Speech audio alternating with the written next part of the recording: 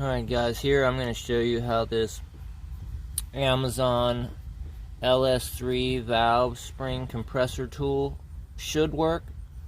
Now I've modified it.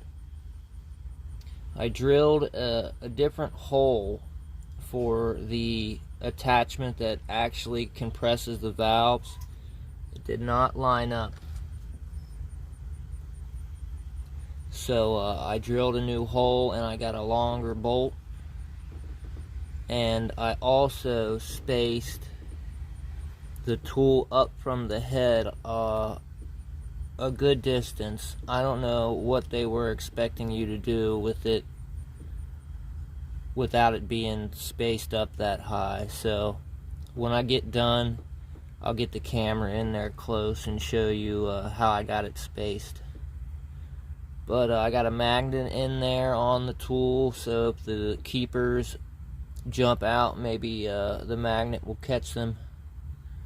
And I would suggest maybe sticking some paper towels down around the oil return galleys, just in case you have a mishap. You don't want a keeper falling down into your engine.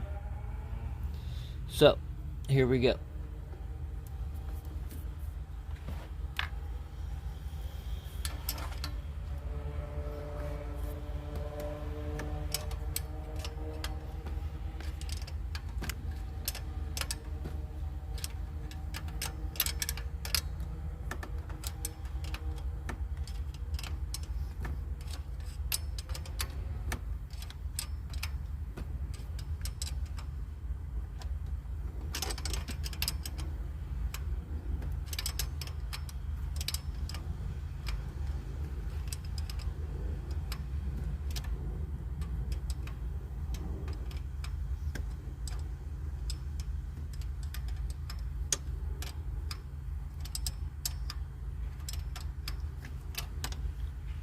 Looks like we're getting close, so I'll try to get these out, see if they come out. Not quite. Almost there. Yeah, not quite.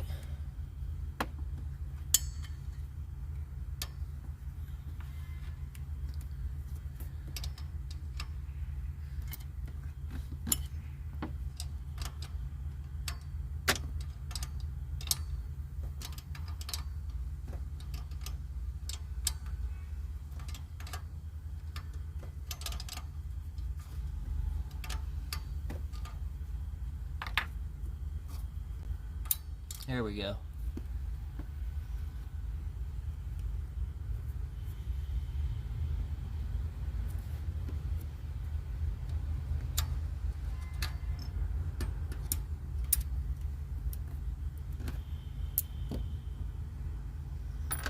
Now, if you can only get one side out,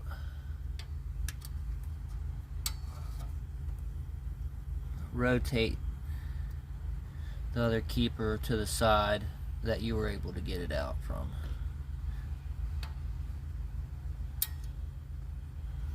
It must not be pushing perfectly straight down on the springs, or else they would ideally come out at the same time.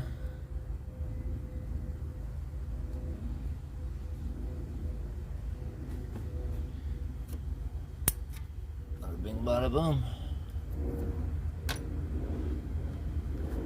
You don't have to be too worried about your keepers being on the same valve they came off of, but the rest of the stuff you probably want to keep it on the side it came off of. Well, yeah, let me get this loose and I'll show you this spacer I used. It's a socket. Wanted something with a nice flat surface. Probably blocking the camera, you can't see anything. Something with a nice flat surface, and I needed it to be a specific height. And the socket set that I have, all of them gradually get, taller or shorter as the size goes up.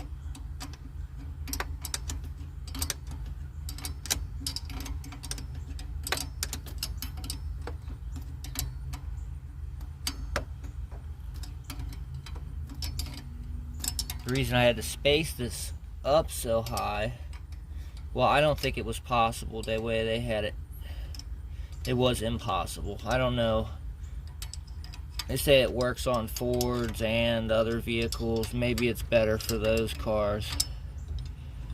But I had to space it up so high so that right now, as I'm backing it off, it gets up away from the valves enough to get the spring pressure off of the tool.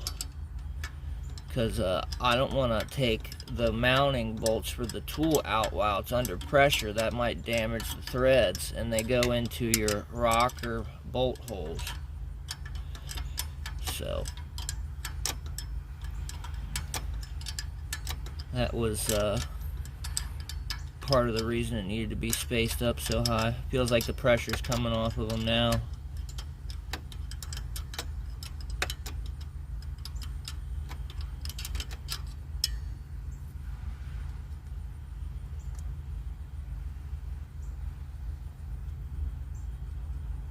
Yeah, for sure. Alright, let's see here. I can take this off.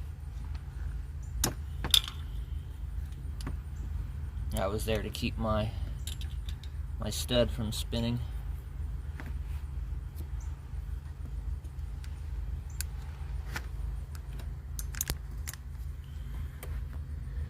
You guys see I got that socket sitting on the rocker rack. That V-shaped piece of aluminum comes off of the head, but all the rocker mounts have a well, yeah, I guess they actually slide on that. No, okay. If you look down there, see that on the rack itself, it's got that chunk of aluminum around the bolt that's going into it. That sits right there on that.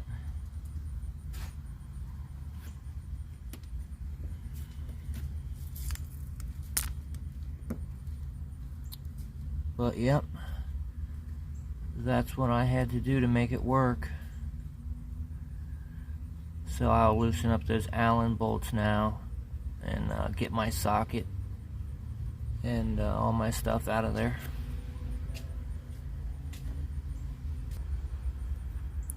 Alright, I'm going to loosen up those Allen key bolts and show you my setup. Just zoomed in there a little closer.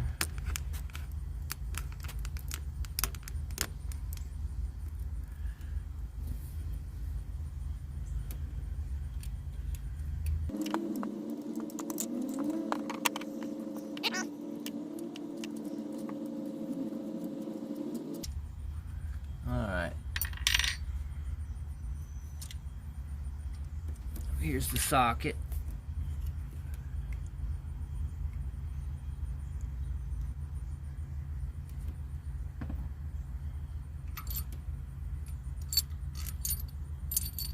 Here's the tool, 2 mounting bolts,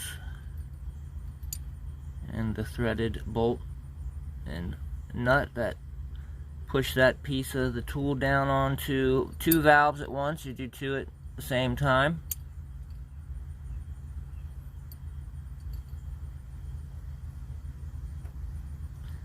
But I don't know, I wouldn't recommend this tool unless you want to, you know, modify it and do what you want to do to make it work. I think I paid like 10 bucks for it.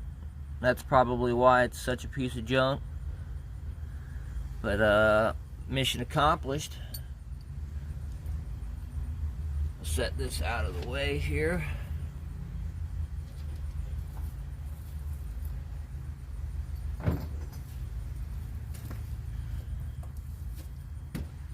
And now I've got rope. I got cotton rope in the cylinder, and rotated the engine so it pinched the and I rotated the engine manually, not with the starter, but I pinched the rope up against the valves so that they won't fall down into the cylinder.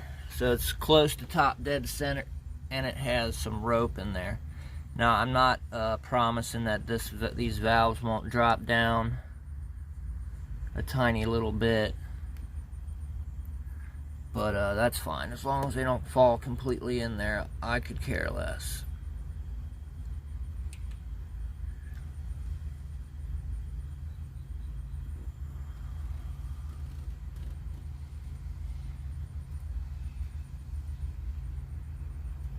No, I have a sticky valve issue.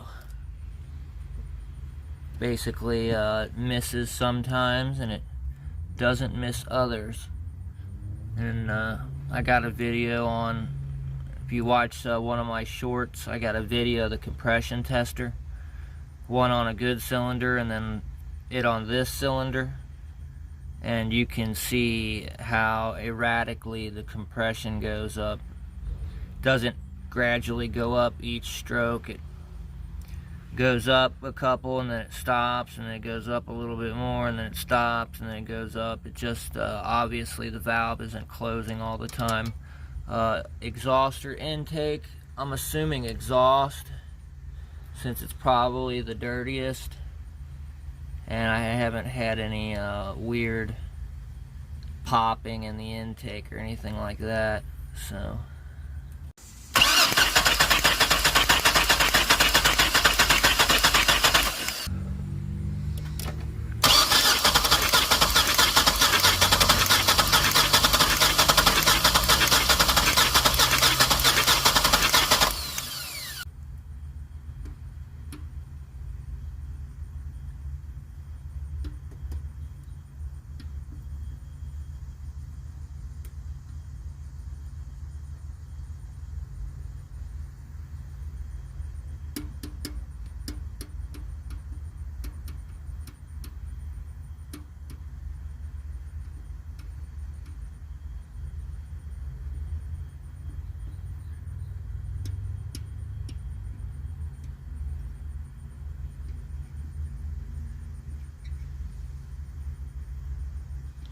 well, so far it's feeling pretty normal.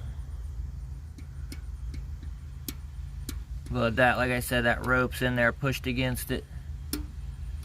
So what I'll do is I'll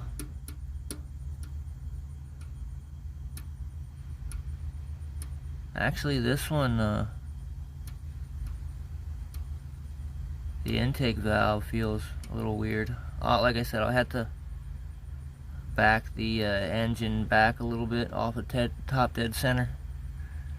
Not enough to let this drop in the cylinder, but